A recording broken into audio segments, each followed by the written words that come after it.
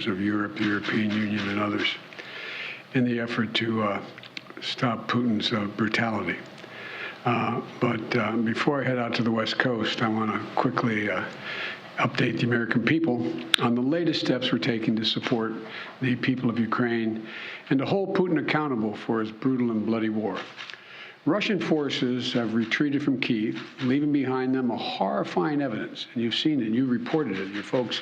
And by the way, I don't say this often, but I think we should give enormous credit to the folks with your agencies that are on the ground in Ukraine, in these spots, and they're really, I've spoken to several of them. We owe them. But uncovering these evidences of their atrocities and war crimes against Ukrainian people is so clear to the whole world now. Now they've launched and refocused their campaign to seize new territory in eastern Ukraine. And we're in a critical window now of time where they're going to set the stage for the next phase of this war.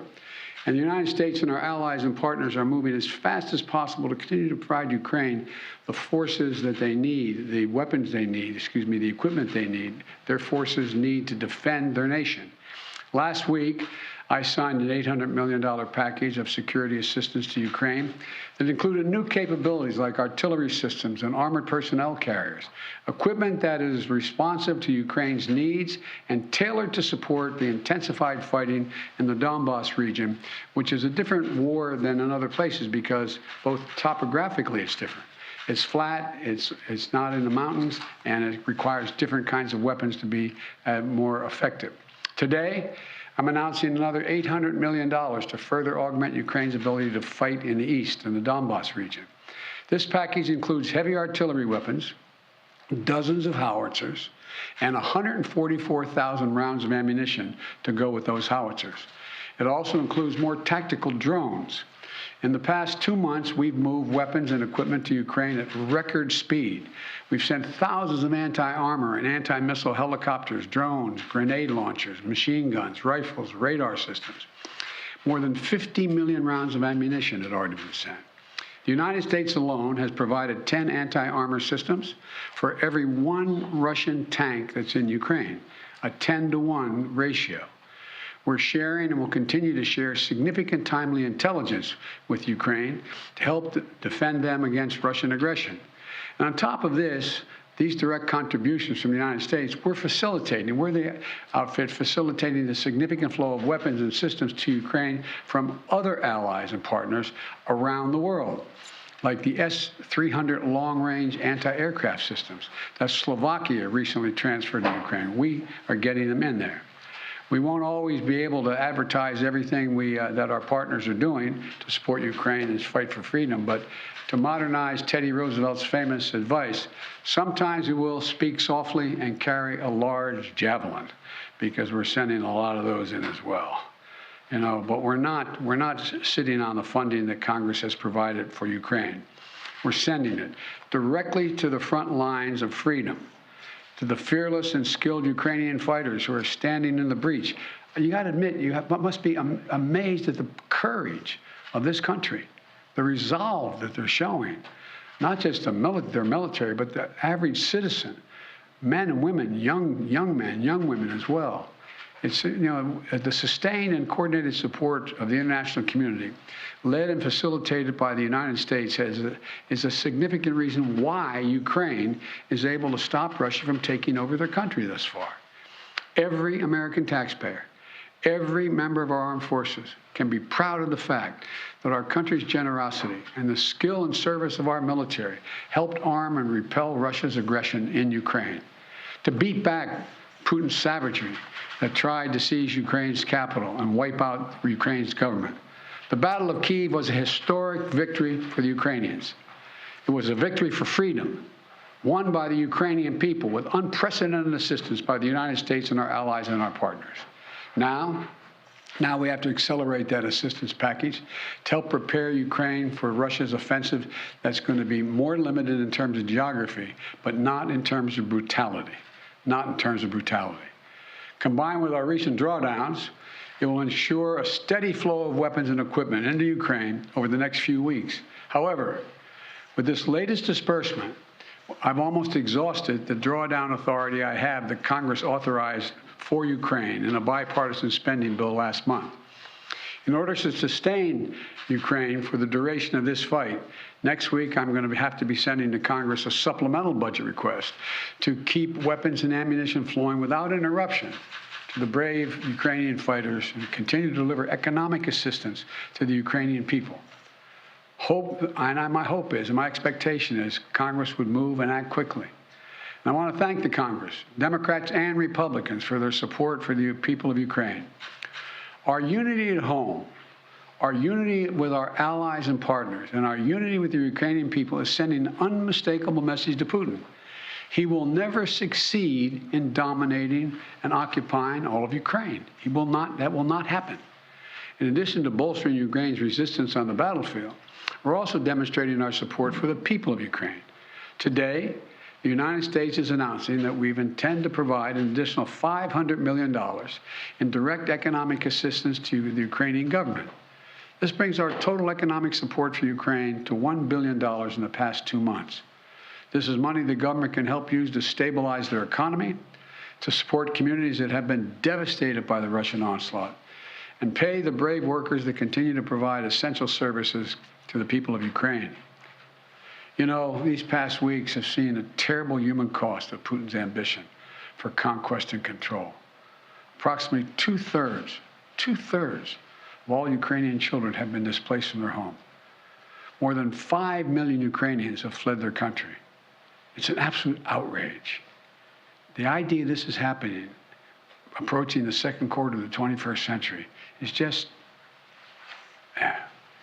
Last month when I was in Europe, I announced that the United States would welcome 100,000 Ukrainians so that we share in the responsibility of supporting Ukrainians fleeing Putin's war machine. We've already welcomed tens of thousands of Ukrainians to the United States, and today I'm announcing a program, Unite for Ukraine, a new program to enable Ukrainians seeking refuge to come directly from Europe to the United States. This new humanitarian parole program will complement the existing legal pathways available to Ukrainians, including immigrant visas and refugee processing. It will provide an expedient channel for secure legal migration from Europe to the United States for Ukrainians who have a U.S. sponsor, such as a family or an NGO. This program will be fast, it will be streamlined, and will ensure the United States honors its commitment to go to the people of Ukraine and need not go through our southern border. We're also continuing to ratchet up the pressure on Putin and further isolate Russia on the world stage. Yesterday, the Treasury Department rolled out additional measures to crack down on the entities and individuals attempting to evade our unprecedented sanctions, not just ours, but throughout the West. Today, I'm announcing that the United States will ban Russian-affiliated ships from our ports, as they did in Europe. That means no ship that sails under the Russian flag or that is owned or operated by a Russian interest will be allowed to dock in a United States port or access our shores. None. This is yet another critical step we're taking in concert with our partners in the European Union, the United Kingdom, Canada, and further to deny Russia the benefits of international economic system that they so enjoyed in the past. We don't know how long this war will last, but as we approach the 2-month mark, here's what we do know. Putin has failed to achieve his grand ambitions on the battlefield. After weeks of shelling Kyiv, Kyiv still stands. President Zelensky and his democratically elected government still remain in power. And the Ukrainian armed forces, joined by many brave Ukrainian civilians, have thwarted Russia's conquest of their country. They've been bolstered from day one by an unstinting supply of weapons, ammunition, armor, intelligence from the nations of the free world, led by us, the United States. As Russia continues to grind out the military advances and the brutalities against Ukraine, Putin is banking on us losing interest. That's been my view. You heard me say this from the beginning. He was counting on NATO, European Union, our allies in Asia, cracking, moving away. He's betting on Western unity will crack. He's still betting on that. And once again, we're going to prove him wrong. We will not lessen our resolve. We're going to continue to stand with the brave and proud people of Ukraine. We will never fail in our determination to defend freedom and oppose tyranny. It's as simple as that. So again, I want to thank the American people. Thank the American people for their support of the Ukrainian people. This is our responsibility, it seems to me, and we've been able to hold the whole world together in this effort. So thank you very much. Thank you. What does, I'm going to take just one or two questions. I got a plane to catch. What does Putin claiming control over Mariupol mean? How significant is that? Well, first of all, it's questionable whether he does control Mariupol. One thing for sure we know about Mariupol, he should allow humanitarian corridors to let people on that steel mill and other places that are buried under rubble to get out. That's what any head of state would do in such a circumstance. And so there is no evidence yet that Mariupol is completely fallen. Mr. President, on Title 42, sir, are you considering delaying lifting Title 42? No, what I'm considering is continuing to hear from well, first of all, there's going to be an appeal by the Justice Department, because as a matter of principle, we want to be able to be in a position where if in fact it is strongly concluded by the scientists that we need Title 42, that we be able to do that. But there has been no decision on extending Title 42. Thank you. Mr. President, how long can the U.S. maintain the level and pace of this military support for Ukraine? Well, we have the capacity to do this for a long time. The question is, are we going to continue to maintain the support of the international community and keep the pressure on Putin to prevent him from overrunning the country, number one, and number two, make sure we continue to maintain the economic sanctions, which over time, and we're beginning to see it, are devastating their economy and their ability to move forward. So the most important thing right now is maintain the unity. So far, so good. Thank you very much. How much money are you going to ask for in the supplemental? How much money in the supplemental, sir? You've been watching President Joe Biden updating the American people from the Roosevelt Room of the White House. He's catching a flight now to the West Coast to take care of domestic politics, but a significant international speech there announcing, as he calls Ukraine, the front lines of freedom, additional support militarily, $800 million, including dozens of howitzer artillery, 155-millimeter artillery, and that's on top of $800 million last week also authorized. Another bit of news out of that press conference before we bring in our David Martin at the Pentagon for some context, the announcement that Russian-affiliated ships would be barred from U.S. ports, America joining its allies in Europe with that announcement. So, David, I want to bring you in here. The announcement of more than 150,000 artillery shells plus dozens of howitzer weapons. These are World War II-era munitions. Why are they so important to the fight now? Well, what a 155-millimeter howitzer is a very big gun. It fires a 6-inch projectile, and it can fire it out to a range of 15 to 40 miles, depending on what kind of charge you use. That shell weighs nearly 100 pounds, and it's packed with 15 pounds of explosives and 35 pounds of metal. And when that explosive goes off, that metal becomes shrapnel. And if you're within 150 yards of that shell going off and you're not in a protected position, you are liable to be killed or wounded. So this is a fearsome weapon. The question is, can the U.S. get enough of them to Ukraine, train enough Ukrainians on how to use them in time to make a difference for this coming Russian offensive in the east? We'll find out. The training has just started yesterday for Ukrainians. That takes about a week, but there are only 50 Ukrainians being trained, so they're going to have to go back into Ukraine and train more Ukrainians. They know how to use artillery. They just don't know how to use this particular caliber artillery, so they should be quick studies on this. but then you've got to get it out into the field where it can be used, and all the while you're racing against the time of whenever the Russians launch this new offensive in the east. Yeah, the pause may, in the meantime, work to Ukraine's advantage. The training of those 50 soldiers happening outside of Ukraine, but then they've got to get back inside with the weaponry, with the ammunition, train other soldiers to really dig in and start the fight with the aid provided. David, thank you very much. Let's bring in Weijia Zhang at the White House. Weijia, President Biden has been criticized for not being tough enough with Russia. Meanwhile, this is a lot of military aid, and it brings the total aid package to Ukraine, financial and military, to $5.5 billion since the war began. Will that quiet the critics?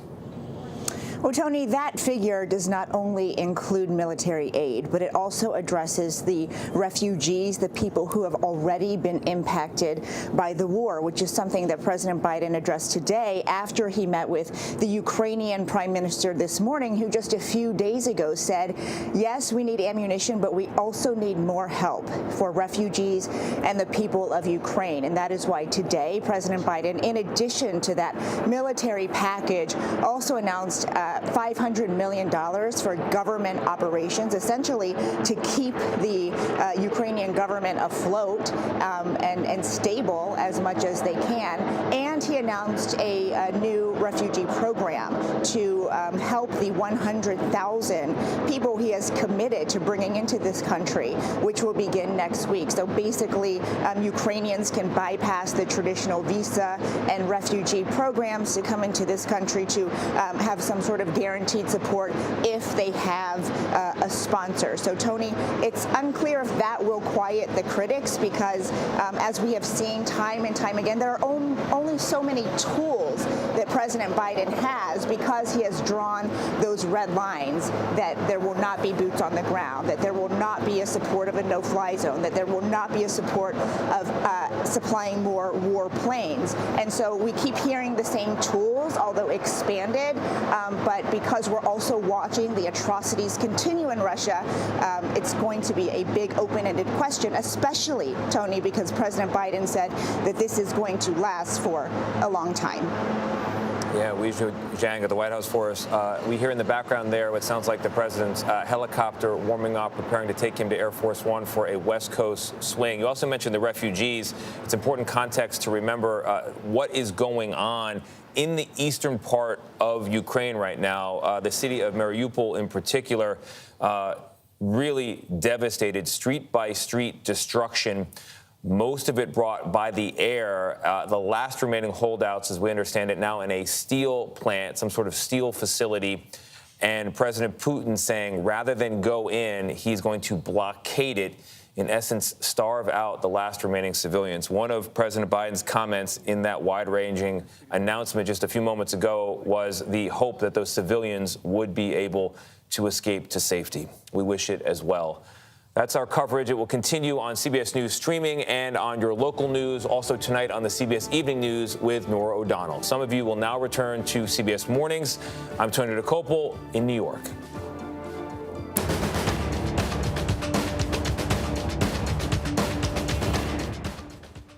And we just heard President Biden announcing an $800 million in aid for Ukraine, noting the courage and resolve of Ukrainians. He added that 2/3 of Ukrainian children have been displaced from their homes and 5 million people have fled the country.